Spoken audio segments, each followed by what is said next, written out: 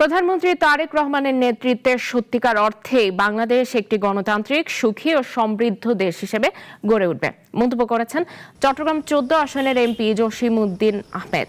MP হিসেবে শপথ গ্রহণ শেষে শনিবার চট্টগ্রাম শাহ আমানত আন্তর্জাতিক বিমানবন্দর পৌঁছালে নেতাকর্মীদের উদ্দেশ্যে তিনি এই কথা বলেন বিগত দিনগুলো চন্দনাইশবাসী একটি পরিবারের কাছে জিম্মি ছিল। সেই পরিবার থেকে সাধারণ মানুষকে রক্ষা করাই অন্যতম কাজ। আল্লাহ রাব্বুল আলামিনের কাছে শুকরিয়া আদায় করি।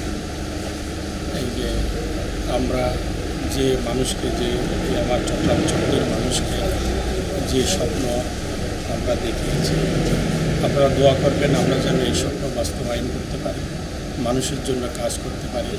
আমার নেতা জনাব তারেক রহমান সাহেব এবং মাননীয় প্রধানমন্ত্রী উনি যে দিক নির্দেশনা আমাদেরকে দিয়েছে ওভাবে করে আমরা কাজ করে মানবিক একটা বাংলাদেশ, মানবিক চট্টগ্রাম ১৪ জাতি করতে পারি। আপনারা দোয়া করবেন।